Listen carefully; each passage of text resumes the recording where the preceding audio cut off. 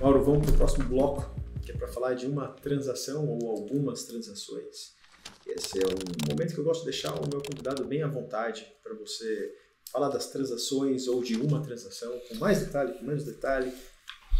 E falar aquela que te toca o coração até hoje. Cara, tem muitas que me tocam o coração, mas eu acho que tem um lado diferente que eu talvez possa trazer aqui, que é a experiência de estar na transação pelo outro lado. Pelo officer, pelo executivo. Pelo executivo. Eu e você fizemos uma série de operações sendo advisors de clientes, etc. E acho que pouca gente teve como officer, como executivo. Uhum. Eu tive na Anglo-América, onde eu era CFO da operação na venda dos ativos. E o que você vendeu? Na época, eu fui para fazer a venda de fosfato em nióbio. Uhum. A gente falou um pouco antes sobre isso. Depois a gente consolidou as operações de fosfato em nióbio e com as operações de níquel. E quando eu tomei a decisão de ir embora da Anglo-América, em 2015, final de 14. Depois da Copa do Mundo, tinha acabado a Copa do Mundo no Brasil, o 7-1 famoso, eu tinha tomado a decisão eu estava morando em Belo Horizonte, trabalhando na Anglo-América, eu era diretor de estratégia, governança, controles internos, novos negócios, melhoria do negócio, um monte de coisa lá. Na verdade, tem um papel de COO, de gestor da organização. Ali naquele momento, ali, ajudando o processo pós-integração das unidades de negócio dentro de uma mesma estrutura. E já estava há 2 anos e meio morando em Belo Horizonte, com a família em São Paulo. Tomei a decisão, vou embora para São Paulo, vou achar outra coisa para fazer, etc. Não, você não pode ir embora. Não, eu vou. Não, vai para Londres, né? Talvez vá para Londres. Até foi na época que eu quase fui para Londres. Aí, no meio dessas conversas, aliás, foi 2015, foi um ano depois da Copa, eu acabei aceitando o convite do Grupo Rodobens para uma posição executiva aqui em São Paulo, para tocar o negócio imobiliário deles e ter um papel no conselho do grupo ali, dos demais negócios. Voltei para a Anglo-América, gente. Conforme a gente está conversando, eu queria fazer outra coisa, quero ou voltar para São Paulo, ou ir para algum lugar onde a minha família estivesse disposta a estar morando, etc. Então, acabei aceitando o convite para ir para São Paulo. Não pode, isso aqui não. Fiquei de longe, você precisa ter uma conversa com a gente, desculpa. A gente decidiu novamente vender os negócios de fosfato, nióbio e níquel agora. E você fez o primeiro processo, você não pode ir embora. Não pode ir embora, a gente não vai. Não, tem como sair. Não, eu já tomei a decisão, eu vou embora. Falou, não, você precisa dar um jeito. Eu falei, mano, a gente precisa que você estruture a transação. E eu digo que essa foi a melhor operação de M&A que eu fiz, e eu vou te contar por quê. A conversa vai, etc. Eu voltei para São Paulo, conversei com o Grupo Rodobens e falei, Valdemar, com essa situação, eles precisam de mim por mais 6 meses. Queria ajudar eles, mas também não quero deixar na mão. Ele olhou para mim e falou, não, sem problema nenhum. Quer começar em janeiro?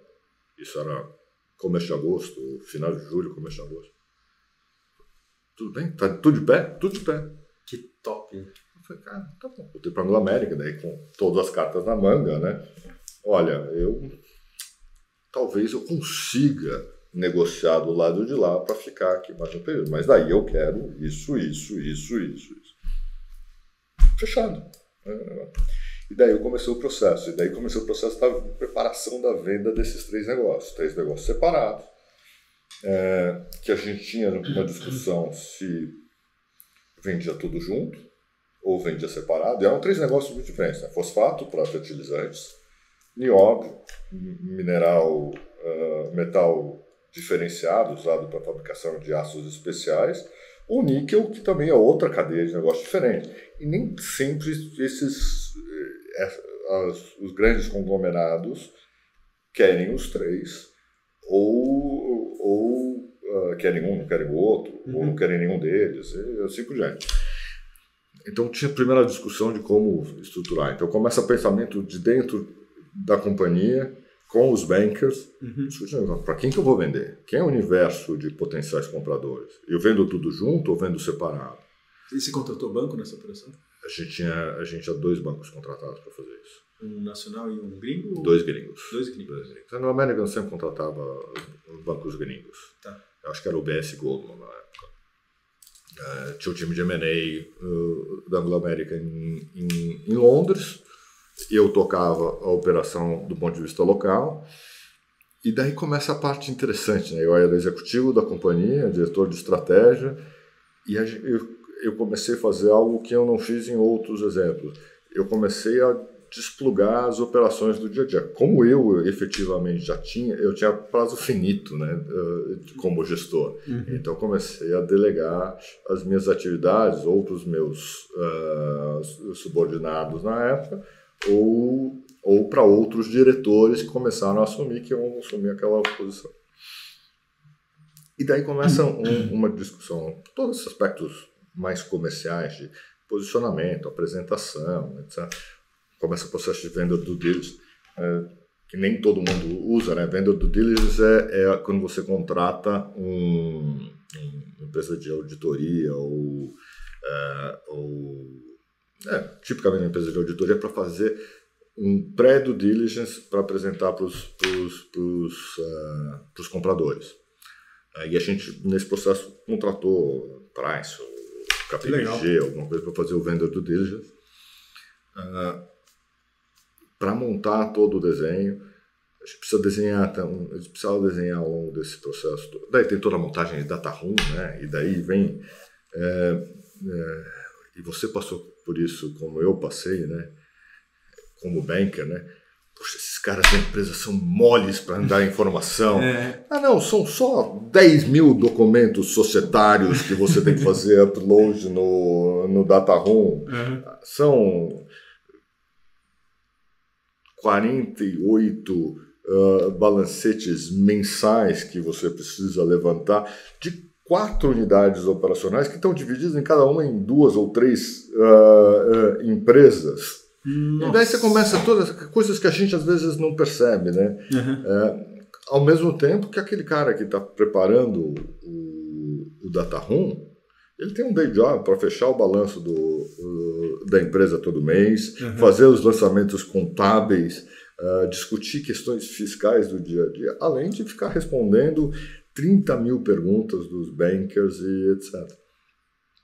Com um agravante, né, que a gente falou um pouco antes, com uma grande incerteza, né?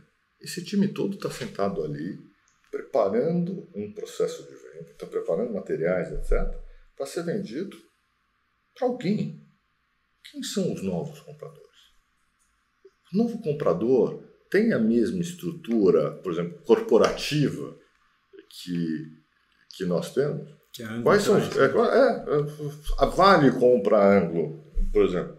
A Vale tem toda uma estrutura corporativa que, obviamente, quando chegar e comprar 3 ativos menores, vai olhar assim, cara, não preciso de CFO, não preciso de gerente financeiro. Esses caras vão ficar alguns meses fazendo uma transição, mas todas essas funções desaparecem. São as famosas sinergias que a gente tem. Então, cara, olha, puta... O meu diretor aqui está pedindo um monte de informação, então eu tenho que fazer meu day job, eu tenho que fazer um night job, que pode levar a eu perder o meu emprego. Então, a dinâmica na companhia é muito diferente. E era público a venda? Todo mundo sabia. Era um processo público. Era público para dentro da organização, né? Mas você precisa do cara de RH. Não, mas a minha pergunta é, todos os funcionários sabiam o que estava acontecendo? Sabiam na sua... Não havia um comunicado público, mas havia um entendimento de que aquilo estava ocorrendo. Você não sai falando que você estava no processo público de venda. Tipicamente você não faz isso. Mas não era secreto. não era impossível manter secreto, como a gente sabe, né? A menos que seja uma operação muito pontual, esse é um processo de venda amplo. Então, a Vale eventualmente ia participar, a Rio Tinto. Então, todas as outras empresas têm um amigo que conhece. Então, se sabia de maneira geral que o processo... E era um processo muito grande de preparação. Outra questão que você tinha era aqueles negócios trabalhavam com um só centro corporativo, né? Então, um dos trabalhos que às vezes a gente minimiza do lado do banker é os transition services, né? Os serviços de transição. Esses ativos poderiam ser vendidos para diferentes caras e a Anglo American podia ficar com um dos ativos e vender dois. Precisava criar-se um mecanismo de compartilhar servidores, compartilhar processos, sistemas, pessoas, que são contratos muitas vezes de 1 ano, 2 anos, onde você faz a transição até que o comprador possa assumir todos os ativos. Entendi. Então a gente contratou um time só para olhar todos os processos, para entender quais eram mais impactados e menos impactados, desenhar os contratos de transição, que já apresenta tudo. É isso aqui que o pacote é esse. E o tamanho da transação foi público? Foi por volta de $1,5 bilhão de dólar. De dólar. E quem comprou? Comprou a CIMOC. E eu falo que foi a minha melhor transação de M&A, porque a gente começou o processo de preparação em agosto. Eu terminei toda a preparação, todos os materiais de marketing, toda a modelagem, data room todo pronto, os Transition Services Agreement, os acordos de transição, de serviço de transição. Eu terminei isso dia 15 de dezembro, que foi o dia que eu me desliguei da companhia. Que top, cara. Primeira ou segunda semana de janeiro de 2016, eles lançaram o processo. Abril de 16, anuncia a venda para a CIMOC. Uau. Quantas vezes você fez isso na sua vida, Securante? Honestamente, nenhuma. Competitiva. Cara, foi sensacional. Óbvio, eu tenho um pouco mérito sobre o que foi feito naquele processo de negociação. A gente sabe, no processo de M&A tem muitos desafios ali, em perguntas e respostas, dar confiança para o comprador, de que aquele negócio está estruturado, discussão sobre garantias e indenizações. Você tem temas como contratos de transição, toda a negociação de preço, tem um enorme trabalho depois. Mas eu acho interessante pensar o quanto que um trabalho preliminar de preparação para uma transação pode ajudar a acelerar o processo. Não garante que você vai acelerar o processo. Você sabe que tem N outros elementos que podem retardar. Você pode ter pouca demanda, o mercado pode virar, expectativa de preço entre comprador e vendedor ser muito diferente. Aquilo podia se estender por muitos anos. Por outro lado, se não tivesse toda essa preparação anterior, mesmo que tivesse tudo alinhado para aqueles 3, 4 meses, você jamais chegaria numa transação tão rápida. Exato. Eu falo muito isso em aula, né? Quando você entra num processo de M&A, na hora que você vai a público, ou seja, você vai falar com os compradores, você tem que estar pronto para ir até o fim. E eu tenho muitos clientes, no middle market, né, menos sofisticado, o cara, não, vamos ver, e aí a gente decide o que a gente vai fazer. Vamos estruturar depois o que precisa. Vamos segregar. Você toca o processo e vai ajustando as you go. E isso é o pior cenário. É o maior disruptor de processos, porque quando dá certo e se achou alguém interessado do outro lado que tem condições de fechar o deal, e aí ele te faz uma pergunta, você não tem essa pergunta pronta. E aí ele quer ver o contrato de transição, aí você vai preparar. Aí você fala pro cara, espera aí 15 dias que eu vou preparar todos os contratos de transição para você. E nunca demora 15 dias, vai demorar 25. E aí o cara vai perdendo foco, ele vai perdendo. Muitas vezes ele perde 30 dias discutindo um acordo de confidencialidade. Quantas vezes você passou por isso? Pois é. porque você está discutindo o prazo de vigência do non-solicitation. Coisas... Não, preparação, acho que é o nome do jogo. Nem sempre dá para fazer. Eu sei, mas aqui é um caso... Quando você tem a oportunidade, é muito importante.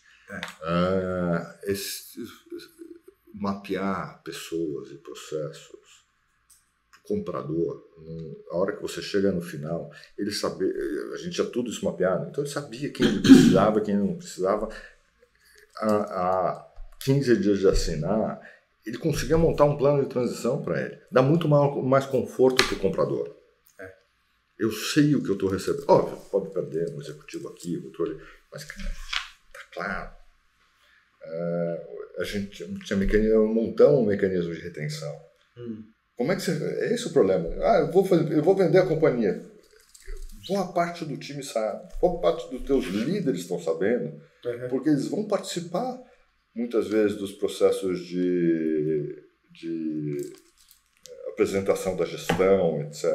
Perguntas e respostas. É típico nisso. É muito difícil, principalmente em operações muito complexas, que 2 ou 3 casos possam responder sobre tudo. Você tem que democratizar o processo. A hora que você democratiza, é a certeza que causa. Tem um excelente engenheiro, o cara que toca uma das minas. O cara é craque.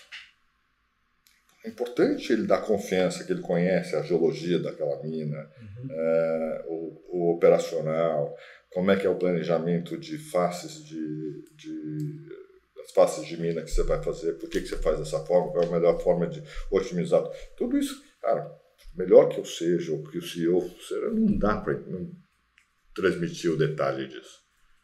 Só que esse cara está fazendo tudo isso, e o cara da outra mineradora fala, putz, a Anglo-América tá vendo.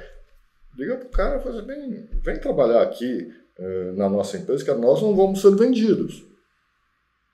Troca o certo pelo incerto. Então, você tem que desenhar pacote de retenção para essa turma. E os seus melhores funcionários são os primeiros a encontrar emprego em outro lugar. Aí você sobra com os... Eu não digo os melhores ou piores, os que são mais críticos ou os que são mais visíveis. Isso te machuca. Então você precisa trabalhar isso. Não dá para deixar para discutir isso depois. Vou fazer uma outra pergunta.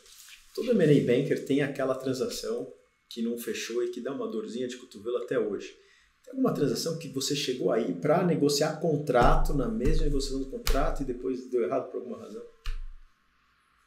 Tem vários.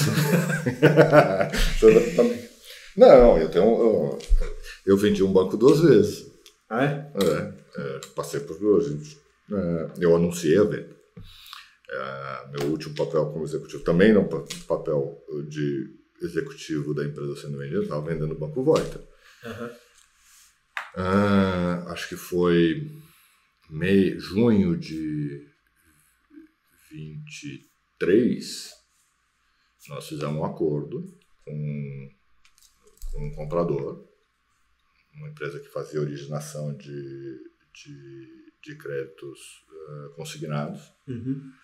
Fechamos um contrato complexo de transferência de controle ao longo do tempo, tinha o processo de aprovação com o Banco Central que era complexo, etc. Anunciamos a transação no mercado, começamos a fazer o processo de transição. Um mês depois, a gente entendeu que ia ser desafiadora a aprovação do Banco Central, porque era uma venda, era quase uma venda a prazo. Ia criar uma série de incertezas. Nós fizemos a operação, anunciamos ao mercado. Então, você faz o anúncio ao mercado, você avisa os seus credores, né, todos os seus investidores dos seus CDBs, as plataformas de distribuição de títulos, né, como XP, BTG, Ágora, etc. Vai lá e fala, olha, o novo dono vai ser esse é o processo de transição, fiquem tranquilos, isso vai ser muito bom para o banco vai para um outro patamar. Um mês e meio depois você vai lá e anuncia, o deal não vai funcionar. Entendi, caramba. Então, esse foi mais difícil. Num banco, o Voita, quem leu no mercado, o Voiter é um banco que sofreu por muitos anos aí com falta de capital, com uma estrutura de resultados difíceis. Então, perder este caminho de uma solução definitiva colocava um risco para a organização como um todo. Então, daí se procurou uma rota emergencial de buscar um outro comprador em poucos meses. Daí a gente já fez a segunda venda para o Banco Master no final de... A gente anunciou, a gente teve um non-binding em dezembro de 23, mas a operação foi finalmente anunciada começo de fevereiro de 24, quando concluiu a diligência e foi aprovada em abril pelo Banco Central quando houve a transferência do controle. Então foi até que rápido, né? Tinha que ser, Securato. O banco já tinha precisava de mais capital, precisava de um novo acionista de referência. Esse era o trabalho que ele vinha fazendo já há um bom tempo. E aí você fechou essa venda em abril de 24? Essa eu efetivamente entreguei as chaves para o novo controlador. Deve ser gratificante, né? Muito. Principalmente, né, quando você passa todos os sufocos de vender um banco que foi deficitário por muitos anos, que passou por um longo processo de reestruturação, onde você encontra um caminho para vender ele com um grupo de investidores, depois esse caminho se mostra inviável, você olha para aquela parede na tua frente e você consegue achar uma solução, no mínimo um alívio. Nossa, e acho que foi um alívio para todos. Era o caminho que o banco precisava, o acionista queria vender o banco e achar um novo acionista de referência para a organização. Agora, o que acontece depois disso a gente ainda vai entender os passos subsequentes que o Voiter vai ter aí no mercado. E então foi abril de 24. E aí depois de abril de 24 você tinha umas fériasinhas. Basicamente isso. Eu comecei, na verdade, eu fiquei 2 meses dando uma respirada. E aí depois... Daí eu comecei a construir aquela tese de montar um negócio de estruturação. Conversei contigo, conversei com parceiros outros. Quase montei esse negócio no final do ano. Daí meu sócio Davi conseguiu, com o canto da sereia dele, me fazer juntar esse time agora novo. Caramba, que jornada, cara, que legal. Adorei, Mauro. Obrigado pela conversa, foi maravilhoso. Sabe o que acontece quando a gente produz um conteúdo que é interessante, que é relevante, mas acabou saindo do roteiro? Aqui no Diário de um Banker, a gente transforma numa pílula. Essas pílulas são vídeos de 3, 4, 12 minutos, vídeos curtos, mas com começo, meio e fim. Sempre de uma discussão que surgiu no programa, que é bacana, que é interessante e tem começo, meio e fim. Confira a pílula e o episódio completo, pois os conteúdos são diferentes.